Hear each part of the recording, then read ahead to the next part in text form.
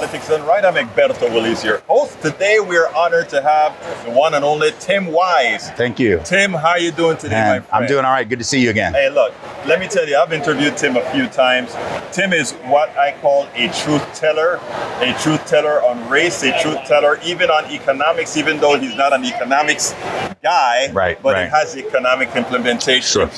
How are you doing today, my friend? I'm doing pretty good. Feeling good about being here, getting to talk to folks, seeing the resistance in action, so that's nice. And I think it's great. But anyway, look, you are what many would consider a controversial dude. Yeah. Why is that? Well, I don't know. I mean, it depends on who you ask. I think whenever white men in particular spend 30 years of their life or 30 minutes of their life overtly challenging and speaking out against racism and white supremacy and structural and systemic racial injustice, it's not that it necessarily is controversial, but it is something people aren't used to, right? And so they can't quite figure out what to make of it. Why are you saying that? What are you saying? And so for some white folks, they'll view it as almost a form of heresy. Yeah, heresy or race treason or whatever. And for folks of color too, there's a certain suspiciousness, which I get, which is, why is this white guy talking about this stuff? What's in it for him? What's his angle? Because we have a history of white allyship and solidarity that hasn't been taught. Most white folks don't know that history, for instance, so we don't even understand that we as white people have a role to play in the undoing of systemic racism, because we haven't learned the stories of those people who were white, who were active in the movement, unless they were martyrs, right? So John Brown, sure. Goodman and Schwerner, sure. Viola Liuzzo, sure, but all those people were murdered for their actions. There are also a lot of white folks who did the work, who didn't die, who continue to do the work. And so I think if you don't know that, if someone like myself or other white folks who do this work come along, people just don't know what to make of it. And so it becomes controversial because it's odd to them, I suppose. Right. Now, you've been doing this for quite a long time. Yeah. And you get some flack sometimes because, who are you to speak on this issue? Right. To which I actually say, you need to be speaking on this issue. Why? Because you're a part of this issue. Right. Now, how do you express to these people that are so defensive in the things that you have to say? Because I don't think, how do you handle the comments like, you don't need to talk about that because I didn't do this to them. Right. It were the guys of the past that do it. And how do you address that? Well, first of all, we all learn Newton's first law of motion in elementary school or middle school, inertia, right? What happens, an object in motion tends to remain in motion. And that's not just true of the physical universe. It's true of the socioeconomic and the political. So what happens in one generation affects the next and the next. I'm very aware that none of the people in my audiences, nor I myself, are the ones who created the system of white supremacy. I know how old we are. The system's been around for hundreds of years. But I realize that we've inherited the legacy of that. Just like if you become the CEO of a corporation, you don't get to go in and say, wow, look at all these assets that the last CEO accumulated, and then the CFO brings you the ledger and says, well, but here are the outstanding debts. You don't get to go, oh, but I didn't take out those loans. Those weren't my debts. You have to take care of the debts if you're going to take advantage of the assets. And in this country, I think a lot of folks, particularly in the white community, have decided we're going to use all the assets that have been accumulated over centuries, including centuries of overt racial oppression. Not just today, but the times that virtually everyone acknowledges that, yes. And we're going to use those assets and we're going to take advantage of all that good stuff that has been afforded to us as a country, but we're not going to pay the debt side of the ledger. That's what equity work is about. It's about realizing you have to be responsible for the world that you find, even when you're not guilty for finding it the way that you find it. I think that is best. It's best expressed the way you said it, because a lot of people don't get it. A lot of white people right now are in fact living off of the assets of their forefathers, whether they're guilty for it or not. Right. And as such, let me change it this way. So what are your thoughts then on reparations? I think reparations are a moral imperative, and we have an obligation to discuss what that's going to look like and how that's going to work. And I don't think anyone has a clear path forward for doing that, either politically or practically.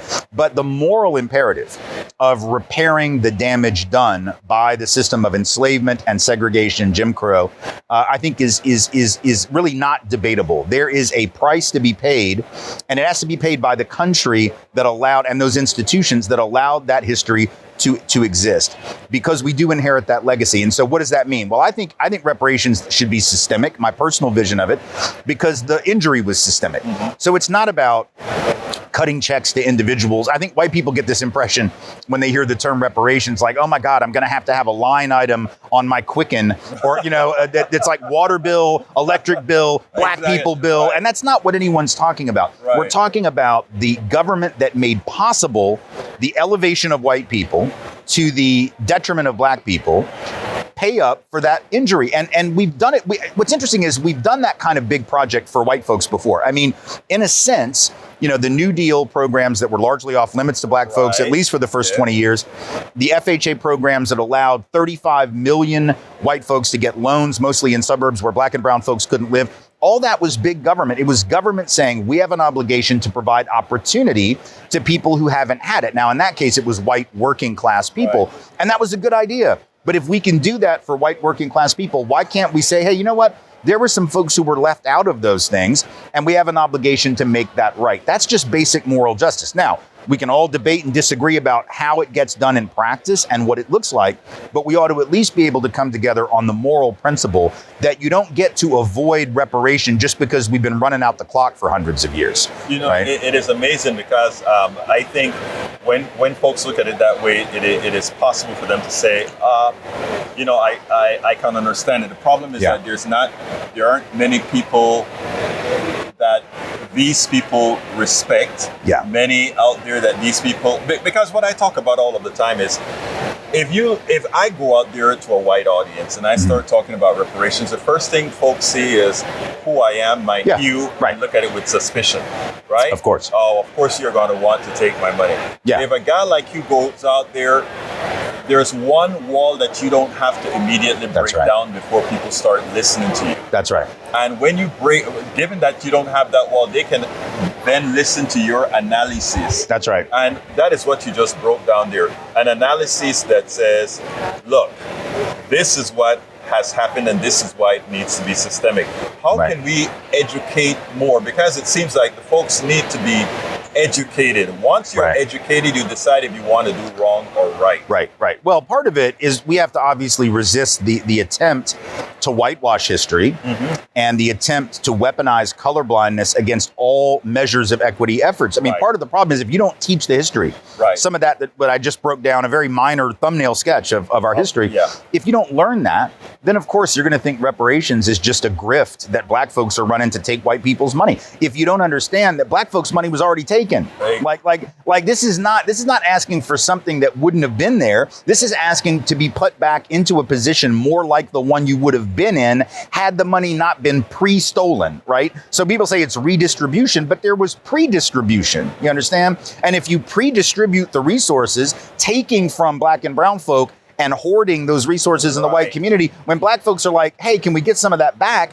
That's not some unjust thing. That's actually saying, no, you were unjustly enriched. You shouldn't have had those resources in the first place. And I know people will say like, well, I'm struggling economically. Well, the good thing about reparations is if it's done through the tax code, which it would be, right? The poorest white folks in the country aren't actually going to be paying into it because they aren't paying income taxes. And also they'll get a benefit. They'll actually, two things. One, since they are usually not making enough to have to pay income taxes in the first place, they won't actually see anything coming out of their income for it. And secondly, they will benefit because when that money is put into the hands of black folks who are also disproportionately working class, now what are they going to do? They're going to spend that money. That's going to stimulate the economy that working class white people also depend on. That's going to seed black and brown, black owned businesses that are going to hire some of those white folks. That's going to improve the schools that not only black kids go to, but white kids go to. That is going to improve the healthcare delivery systems that we all depend on. So the white folks who are going to say, well, I haven't really benefited. Look, I'm poor and I grew up, whenever we talk about white privilege, we all know white folks, all of a sudden, we all believe that we are, coal miners' daughters and we're all born in the hills and hollers of Eastern Kentucky. Well, some of us were born in those spaces, but if we have been left poor by the class system, we ought to be joining with black folks to try to get reparations because those reparations are going to uplift the working class as a whole. they're not going to come out of our taxes. They're going to come disproportionately out of the taxes of more affluent people, the ones who have benefited the most, because that's who pays, as they never fail to remind us, a disproportionate amount of the overall income taxes. So fine, it's not going to be poor white folks. It's not going to be working class white folks. It's going to be the folks who are doing just fine and who have benefited the most from the structure the way it exists right now. Tell us about Bacon Rebellion in your words. Well, the reason Bacon's Rebellion is important, right, is that it really is the pivotal moment in colonial history when the elite of that era, Governor Berkeley in Virginia, realized that there was a problem brewing. And the problem was that, poor folks, indentured servants, and enslaved Africans could look around and they could see, like, we're all being screwed. We're all being screwed by the rich. None of us own land. They don't have love for any of us. And so you had these poor peasant class, what we would now call white and black folks, but they weren't called that yet, joining forces to overthrow that arrangement, that aristocracy. And in the wake of that, the elite said, no. And that's when they begin to talk about the white race. That's when they begin to talk about whiteness as almost like a form of property, to quote Cheryl Harris. That's when whiteness becomes a thing that is used to take all of these poor Europeans who had no love for the rich back in England. I mean, they were peasants. They had no love for one another. All these disparate Europeans had spent most of their history killing each other, because that was the history of Europe. The history of Europe was killing each other and looking for the witch. That was pretty much what we did in Europe. Oh, yeah. And we get here in the colonies and it's like, oh, but now we got to get all these poor people on our team, because if we don't, they're going to join with those other poor people and take our stuff. And so that trick of whiteness begins in 1676, or right after Bacon's Rebellion, and it is continuing to plague us to this day. It's why poor white Southerners were willing to go and die in the Civil War to maintain the property interest of rich white Southerners. The rich said why they were seceding. They said it was to maintain white supremacy and enslavement. So if you're a poor white person and you don't own slaves, as you would never stop telling us, right? My family didn't even own slaves. Well, then why the hell were they fighting for the ones that did? Why? Well, but our way of life. What do you mean our way of life? Their way of life was owning other human beings and undermining the wage base for working class white people. Because if you're white and you got to charge $1 a day to work on the farm, and they can get a black guy to do it for free because they own him, your white ass is not going to get the job, right? Exactly. So you should have been joining to overthrow the system. But whiteness said, oh no, you're on our team. You've got our uniform. You're wearing our gear. And you may not get in the game. We don't really like you. You're at the end of the bench. You're a sub at best, right? But at least you can call yourself white. You can feel better than somebody. And unfortunately, that continues to plague a lot of people today. I think that message is so important. That the division that they've created, and I think the reason why you see a lot of rich now supporting a Donald Trump is because they realize, hey, Bacon's Rebellion created this policy, these things that worked. Yeah. Maybe we have to reinstitute it. That's why we got to get rid of DEI. That's why we got to get rid of affirmative action. That's why we need to get rid of all these things, because now we can create that separation again that allows us to maintain what our economic system depends on to maintain that separation. Well, two good examples of that. I mean, the debate about immigration. Notice what the right says. They don't just say immigrants are coming taking white people's jobs, right? Donald Trump just said they're taking black jobs. Now, we can get into a whole conversation about what he thinks of when he thinks of black jobs. But isn't it interesting? That pivot is about trying to turn black folks against brown folks, right? And then the affirmative action case out of Harvard, who were the plaintiffs? Asian students. It wasn't the angry white girl like Abigail Fisher at Texas, who was, Becky with the bad grades or whatever, her nickname was.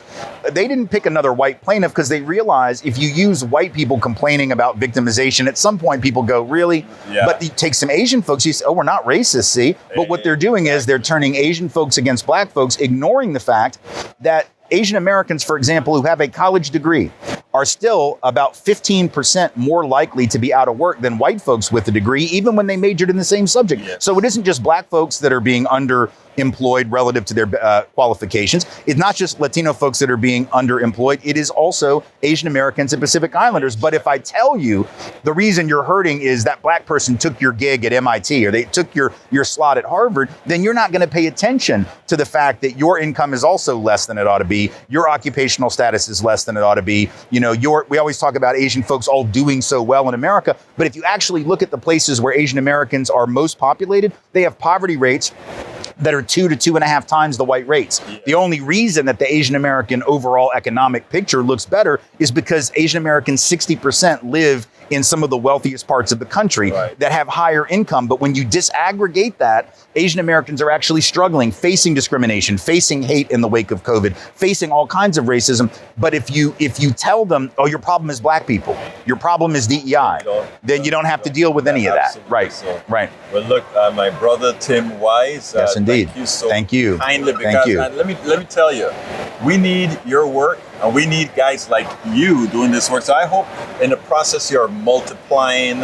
Well, I hope so. I hope so. It's the only salvation we have to the damn country. Yeah. Right? Yeah, well, I appreciate thank you that. For the work you do, brother. Hey, you too, my man. Peace. Thank you. Thank you very much. We spend a lot of time deconstructing the news, trying to parse it into a form that everybody can understand. We try to find those little nitpicks where it flies above the fray, etc. If you really like these videos that we do, I want to ask a big favor. Please go ahead. Number 1, subscribe to our channel. And number 2, please join if you can. Thank you so kindly for watching. Keep watching. Please remember to share. We must populate the entire internet with our progressive message, a message that we know is what most Americans say that they want. So help us, please join.